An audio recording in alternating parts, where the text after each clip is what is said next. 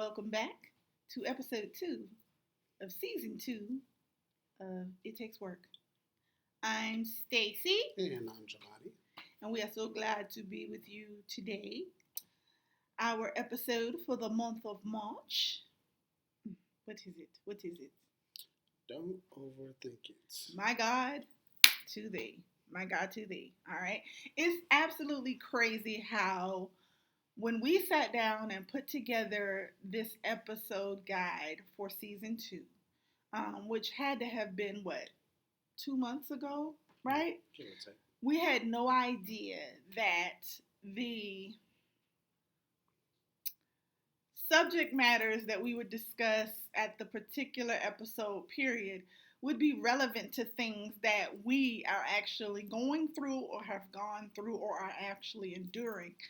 And that don't overthink it, baby. Listen, for anybody that can relate to it, bless you. But baby, that was it's for us, huh? Come on, how about it, huh? Yeah. Both hands and both feet. Listen, you can see my feet. You see they up in the air. I'm trying to tell you. Because it's easy to get into the space of overthinking. Wouldn't you agree? Oh, definitely. Right. It is very easy to get into that space of overthinking, especially when it is something that you don't have any real control over.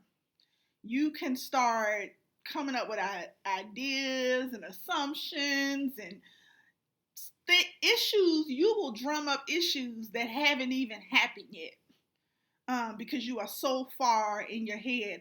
In the professional field that I work in IT, they call it the rabbit hole.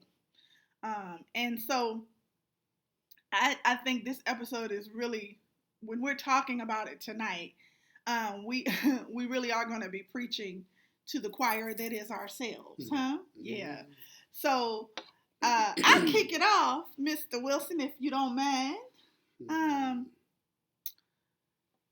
I want to ask you a question, sir. Might I ask you a question? I guess so. All right. Wait, speak up. The people need to be able to hear you, okay? You all over here romantically talking in my ear, and you just talking to microphone so the people can hear you. They can't hear you. You know, that glass give you that church lady kind of persona. See, there you go. You got jokes. Anyway. What's your question? Mr. Wilson, Yes. can you name a scenario where overthinking would easily come into play for you? That's easy for me personally. I would say when it comes to planning a date. Especially when it's something you've done in the past and you've been successful at in the past, but you get into your own head and think that you got to reinvent the wheel, do something super grand and super spectacular that has never been done before. And the person just go like, oh my God, you did this thing. It was so amazing. Who is that person? Instead of just keeping it simple and just planning to who that person is, what they like, their personality, it's really that simple. I just want to know who is the voice that you were doing. I don't know, but that idiot needs to shut up. Was. He really needs to shut up. Well, I mean, and I remember you sharing that with me. I remember when we have these conversations, especially now that we are parents of adult children, we are reestablishing our relationship outside of parenthood. Because for the majority of our relationship, that's what we've been, parents. We only had probably a good, year, maybe, before, 97 to 98. Going into, because 99, 98, late 98 into early 99, we were gearing up for a kid. Yeah. So we only really had that 1 year of, romantic relationship, dating and coexisting before we were thrust into marriage and parenthood. And so now that these children are now young adults, standing on their own, getting stabilized, and although we are still very much a part of their shaping, they don't require as much overhead from us. And so we are establishing these common interests between us. And that was one of the conversations we had where it would be very simple, simple question for me. Like you, when we were dating, it was easy. It was like, hey, I got us some tickets. Let's go to the movies. Let's go grab something to eat really quick. Let me tell you how simple I am, y'all. The way he would like spend so much time really trying to think about this thing, you would think I'm asking him to put me on a private jet, take me to Paris, feed me from a Michelin star restaurant. I want a live band to sing to me from the restaurant to the private transport. And then I want to get on a helicopter and fly to the United States, to New York, to have a nightcap. I mean, that's what you would think. You would think. That's what I was asking for. But for real, all I wanted him to do was whatever you want to do to spend time with me. You know what I like. He knows I don't like sports. So don't do anything sports. But it's so simple. I don't like sports. He's into agricultural and historical things. Like he likes learning about ancient pyramids. I'm low key sort of kind of into it, but I don't want to go on a date and be like, let's go through the ancient ruins and learn about whatever. I wouldn't want to go on a date with ancient ruins. Listen, I ain't know. I thought you did. I really did. Look, but passing hobby. He knows what I do. Like I love live music. I love to eat. Y'all know this. Y'all know we done made food references in at least 90% of our episodes. Probably gonna have a food podcast coming down the Listen, line. that might be, when this transition take place, that might be it. We might be on here talking to y'all about our fruit trees we done planted. Few restaurants, we recommend. Maybe. Just a thought. I mean, it is a part of the maintaining, and it takes work. It takes work. So it takes work to fill that belly. Listen, you can get a lot done while you eating. You have a lot of good conversations. I'm getting off track. But yeah, I am a very simple person, especially when it comes to the dynamic with him, because I'm my whole self with him. So he doesn't have to do all of the extra things that we typically would do when you're getting to know someone. Like, me, oh, she really likes books. She really likes poetry. She really likes food. She really likes, I love like museums, like art museums. Let me be very specific. Art museums. So, take me to a museum. Take me, if money ain't right, let's pack a little basket. He knows I love charcuterie boards. Now, shout out to my friend Ronaldo for putting me on. Let's make a charcuterie board. Let's go and post up somewhere. Shoot, we can make a charcuterie board and post up in our bedroom. I mean, and so him using that as an example, I think, was a great example. So now I'm going to lead in with this. What do you do to get out of your head with that thing that was so easy for you to dive into? Well, now, what I do now is I just had to keep reminding myself, keep it simple. Mm-hmm. You don't have to do the spectacular to have a successful date. Mm-hmm. If you keep it simple, it helps you to personalize it more too. So, like you said, you like to read, you like poetry. A trip to the bookstore with some coffee. Mm-hmm. That's a date, y'all. A whole date. A whole date. A whole day. And so that's your easy to enter overthinking. Right. I have so many. Yes, you do. I do though. Like, no, that's not a lie. I really do have so many things that will put me in a space of overthinking. I'm trying to think of a very current one. The move. Ah! Look at you. Yes. Okay. So at the end of last month's episode, we did tell you guys that we were transitioning. We were moving to Florida. Now, this move, if you have followed us, if you know anything about me, you know anything about Jelani, you know that we are a family of faith. I am a woman of faith. Jelani is a man of faith. We have our children. We believe in God, Jesus, and the Holy Spirit. Mm-hmm. Call it whatever you want, but that's the core component of it all. That's our guiding love, and that's who we believe in. Well, God orchestrated this move. All right?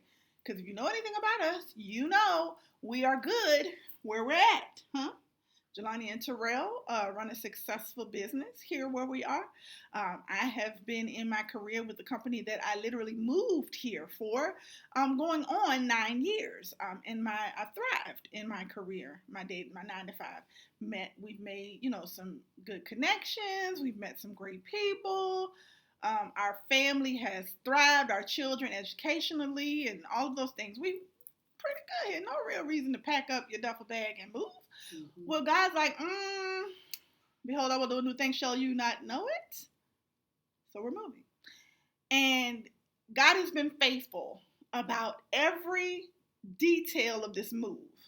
From when we said yes to even down to where we're going to live. I mean, so much so to the detail that he literally guided us to the place we're going to live. And you would think having God be that instrumental, having God literally show up in that way for you would be enough for you to take peace in, this guy got this. Not your girl. Not your girl. She's still over here. Oh God, how you gonna do this? Oh Lord, what about this? And seriously, back to that earlier point I was making. When you start to overthink, you begin to manufacture issues that haven't even or may never materialize. And so, that is a space that has been very easy for me to walk in the door of overthinking. But I love, my husband and I love the Lord because the two of them together, baby, pulled me right on out. Come on out of there now. And God is still faithful. God's still doing this thing, and I'm just sitting over here. It's like, God don't even dignify me with a response. He just be like, I said what I said. I'm going to do what I'm going to do. You can sit over there, act like you crazy, pull your hair out if you want to. I'm going to still do what I'm going to do. So, and for those of you that are grammar snobs, I did say I'm going to do what I'm going to do. And, inbox me with your issues. Okay? But you find a lot of times when you have like big decisions, like moving or transitioning, say from a job or, moving to another location, it's real hard to put like your whole faith in God and not know the details. Yeah. That's the scary part. That's where you can overthink it. Like, oh my God, am I doing the right thing? Am I set myself up to fall flat on my face? But if you trust God with everything, you should be good. And see, I think that's the thing. Because it's real easy to say stuff that sounds good, right? I trust God. You got to walk it. That sounds, you sound strong in your faith. I trust God. But it is where the action meets the articulation. Do you? Do you really? And I think overthinking things also distracts you from applying energy to what's actually productive in your thought pattern, right? So while you're overthinking over here, you should be focusing over here to something that actually is happening. And so I found that, and I'm going to ask you a question as well, but I'm just going to answer the part for myself. How I come out of that is, for me, this is me, constant reminder, like catching myself, excuse me, recognizing, you in your head right now. And sometimes you can be so far in your head that you need accountability. Hence where I said I really appreciate Jelani for, being aware, like paying attention to my movements and my actions and the words that I said. Like, I had a recent thing that happened where I was all in my head. So much so that it really affected me emotionally. Almost to the point where it debilitated me. And he had to physically touch me and say, look, get out of your head with this. Because, sometimes you can be so in it. And then if you are in your head and emotional, oh, man. It's a bad combination. attention. Oh man, you need literally, it's like quicksand. You need somebody to swoop in there and like pull you from the bottom out, because if not, you're gonna drown. You're gonna drown. You're gonna drown in assumptions. You're gonna drown in emotions. You're gonna. I mean, it's just gonna be a mess. And so, this particular topic, overthinking it as it relates to, we're talking about things that were relatable for us, but I want to round it back around to even relationships. Don't overthink the relationship. If you are dating, I'll say this. I'll say the key to being clear in a relationship is establishing what phase you're in together. That way, you don't leave room. One person is thinking you're here, the other person thinks you're here. No, because you're having that conversation. Are we just dating? Are we just dating to get to know each other? Are we seeing other people at the same time? Yeah, you eliminate the disconnect. Right. And then when you graduate from that phase, you're like, okay, we're just dating each other. Cool. And you're still getting to know each other. Then you have another conversation. You know what? I don't just want to date you only. I want you to be my one and only. So now you are in a committed relationship that I assume, now this is me assuming, will lead to engagement and marriage. Because why go all the way in with somebody if you just going to... That's if that's being communicated. But that's what I'm saying. I'm talking about the conversation phases, right? Meaning you had that initial conversation when y'all went out to dinner. We just kicking it. We just getting to know each other. We're going to go out on some dates. Oh, you like movies? I like movies. You like games? I like games. That's what it is. It's clear. It's understood. And then you have another conversation. Oh, I really like dating you. I don't really want to date nobody else. That don't mean that's your boyfriend. That don't mean that's your girlfriend. It's just I want to continue to get to know only you. Before, I was getting to know multiple people. Mm-hmm. Now, I'm getting to know just you. Right? And then you move on to the next phase. Now, here's where me, in my quote-unquote old age, is probably... I feel like when you move from the phase of I'm exclusively dating you to you my boo now. You it. You about to be my wife, or you about to be my dude, my husband, right? I might be wrong, but I feel like why expend that energy of exclusivity and moving from exclusivity in dating to now I just want to commit myself to you. So what was you, if you were exclusively dating me, were you not committed? I think that's where the previous conversations will come in play, because you need to find out what that person's true intent is, what they view for their future as what a relationship will, gravitate to, and then you take it from there. If that conversation has never been had, you leave room for a lot. Or you jump ahead before you get into that conversation. Yes. Then you're going to have some issues. A lot of issues and a lot of assumptions. And if you don't know what they say about assumptions, spell the word. And then, after the first 3 letters, what's the next letter after that? So that means it makes a what out of a what? Okay. I mean, and if you need help with that little riddle, email us. I got you. But yeah. And I wanted to just kind of mention that from the perspective of overthinking it. If you have the necessary conversations, and here's another thing, and this is from my personal experience.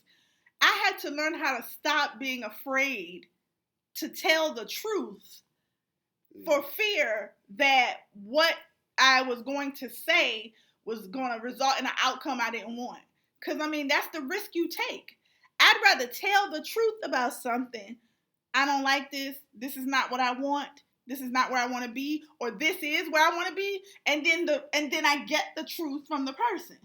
If I open my mouth and say for example, we're in that cycle of you were dating and you were dating different people at one time, and then you're exclusively dating, and now you're in a relationship that's going to lead to engagement and marriage.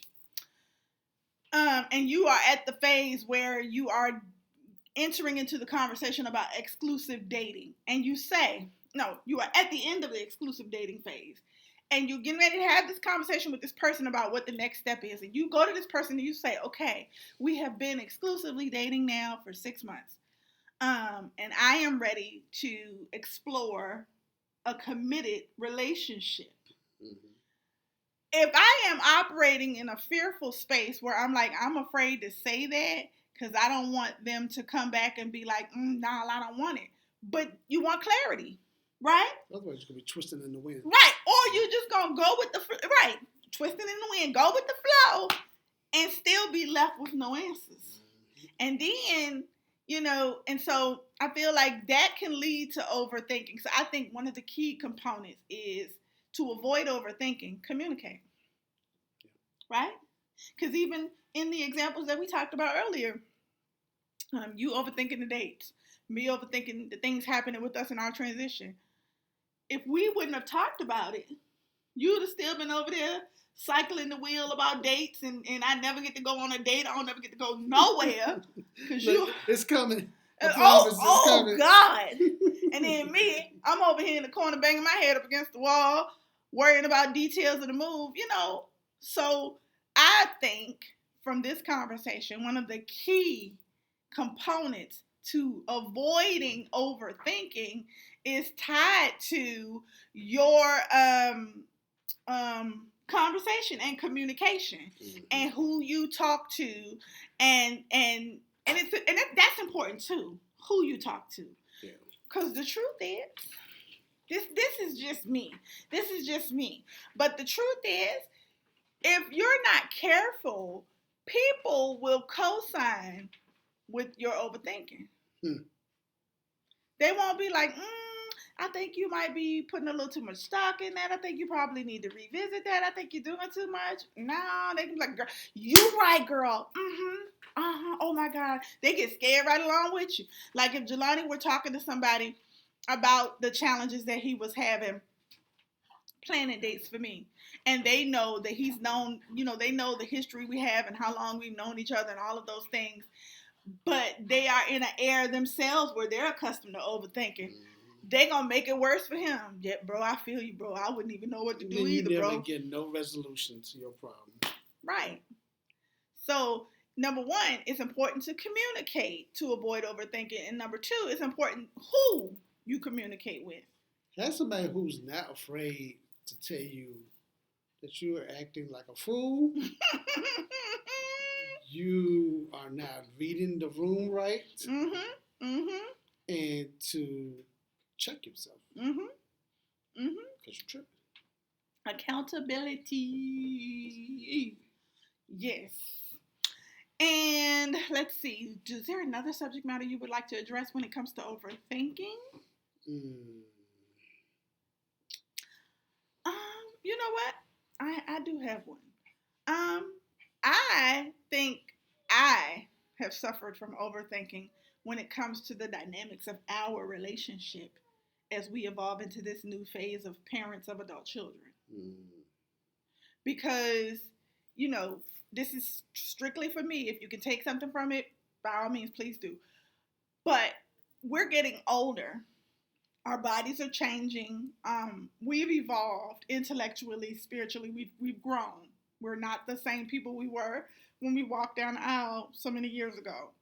So, I can tend to get into my head as I age, as I have different health challenges, that would, honestly, if I don't talk about it, if I don't do the necessary things I need to do to make sure that if I enter into that space, that I don't stay in that space, I'll overthink it, and I'll think, because the truth is, at least from what I understand or what I was taught, it's like you think that men age better, right? And so you age a little, you'd be like, look at him. He didn't, like, I'll give y'all an example. Jelani was like, I'm going to make some changes in my health. I'm going to start walking. I lied to y'all not. Jelani went for one walk and lost 2 pounds. Me? If I wanted to lose 2 pounds, baby, I got to drink water every day. I gotta run up and down the stairs. I gotta eat nothing but green foliage and starve myself. No starch, no protein, Well, no see, nothing. that's your overthinking it because everybody is different. Okay. Yeah, that's overthinking. Well, I don't know if I'm gonna be able to put a poll on this podcast, but I need I need for some ladies, but I really want some men to chime in and be like, "Hey, now is that true though?" Like, cause I mean, I don't know if it's y'all's discipline. It might be your makeup. I'm not sure, but he just gets, I mean, he has to work hard. I'm not saying he doesn't work hard to do the things that he wants to do for himself, but it just seems to be a little bit harder for the female makeup. I mean, I'm just saying. But I shared that part to really say that that's where I can overthink when it comes to our relationship dynamic. Like, is he still attracted to me? Do I still appeal to him? Or having different health challenges, or is it like, oh, is he gonna get sick of just tending to me when my tendons start tendining? And yeah, but to round up this conversation, which I think was a good conversation, don't you, Mr. Wilson? Indeed. But to round up this conversation, we really just wanted to come here and just talk today about overthinking. Don't overthink the job. Don't overthink the relationship. Yes, I know things are happening, and it is really hard not to think about the things that's happening. Nobody is saying you can't think about it. Nobody is saying you can't even reflect and ponder. You absolutely can. The thing is what you can control. Mm-hmm. What you cannot, leave it be. If you are not a person of faith where you don't believe in a deity outside of yourself, that's between you and yourself. Ain't got nothing to do with that. And but whatever you do to relax, whatever you do to get yourself out of that space, so be it. If you are a person of faith and you believe that God is God and that He will never, He is incapable of lying, and He never changes in this aspect as far as covering you and taking care of you and having an established, defined plan for you, then you've got to lean into that for the things that are really hard to navigate through. Because you do. I worry. I do. I'm a worry wart. One of my favorite songs by Jay Moss is "Don't Pray and Worry," and I need to listen to it again because I mean, y'all, when I tell y'all, sometimes I worry myself, not necessarily sick, but where I won't eat. And y'all know I love to eat. I done said that at least 4 times in this episode. So you know something wrong when you sitting over there not eating. So, but yeah, just don't overthink it. If y'all want to continue this conversation, hit us up we're on Instagram, we're on TikTok. We are going to do better with the content creation once we move. I will not make that promise beforehand because the wheels are moving quickly and we've got to focus on that. But when we get to Florida and we get established, and we're still going to continue to record episodes, so there will be an episode next month, and we're going to start bringing on guests. So y'all tune in because in May we're going to have some guests. All right. And we do want to appreciate you all for taking time to listen to episode 2, Don't Overthink It, of the It Takes Work podcast. So, I'm going to go ahead and bid you all adieu. I am Stacy. Wait, Jelani has one thing to say. Oh, go ahead, Jelani. Go ahead. My one word, well, a few words of wisdom as far as this particular topic is trust God with everything. Mm-hmm.